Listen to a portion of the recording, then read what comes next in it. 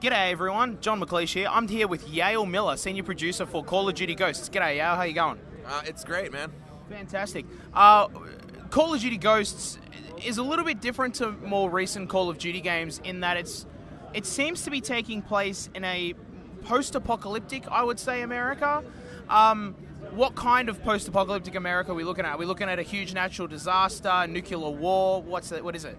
Well, there's been this event which basically changes the landscape, and it's not just like the physical landscape, but basically cripples our government, brings down the military, and there's a new superpower that's kind of arisen in the world, and you have to kind of stop them from wiping out the U.S., and while you do that, you actually become part of the Ghost team, and it's a wild ride.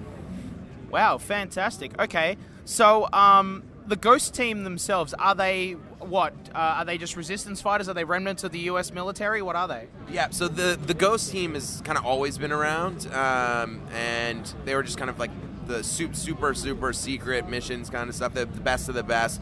They're remnants basically of the ex-U.S. Special Forces. So it's what used to be Special Forces, but now that the government's kind of in disarray, and while they used to only work in the shadows, they kind of have to come out of the shadows to kind of be a rallying cry so that get everyone behind them.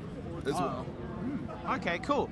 Now, I can't interview someone from Call of Duty without asking about the multiplayer. Can you tell us a little bit about the multiplayer aspects in Call of Duty Ghosts? Yeah, so MP this year, we're doing a ton of stuff, which we're going to talk a whole lot about in the upcoming months. But right now, the things we're talking about is just trying to make sure that it's retains its core. Which is, awesome, smooth gameplay, really, really good low latency controls.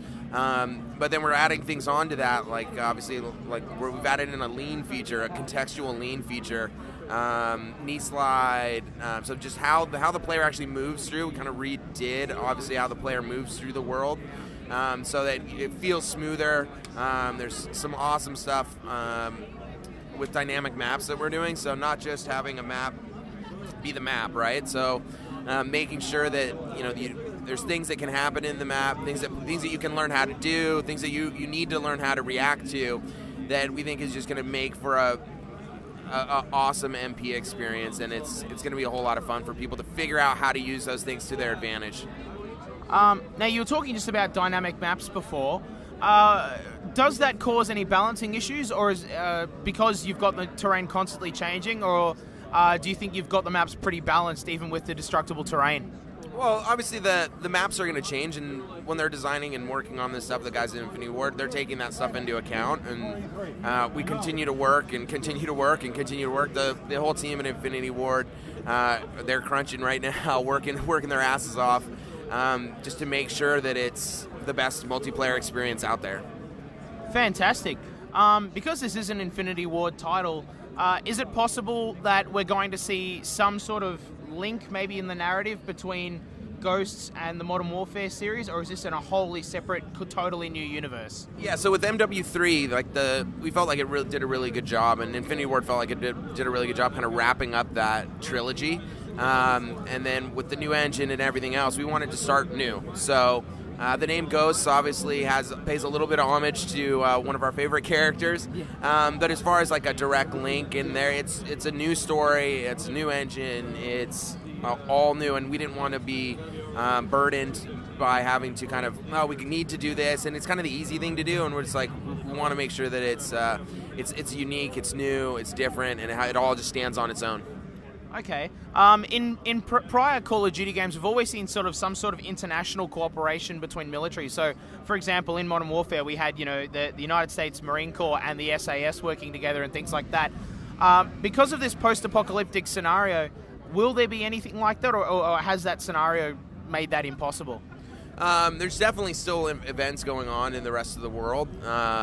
As far as getting into the specifics on that story stuff, we'll probably be waiting for a little bit later to kind of reveal some of that stuff. But you can definitely be sure that Call of Duty is going to take you to some awesome locations, and there's going to be some new and different ways to play, like what we're showing, full underwater level. It's underwater like we've never done it before, with full underwater combat. You're actually using a real world weapon called the APS. So that's just one of the kind of different locations, different places, and Call of Duty, as always, will take you to some awesome places to play.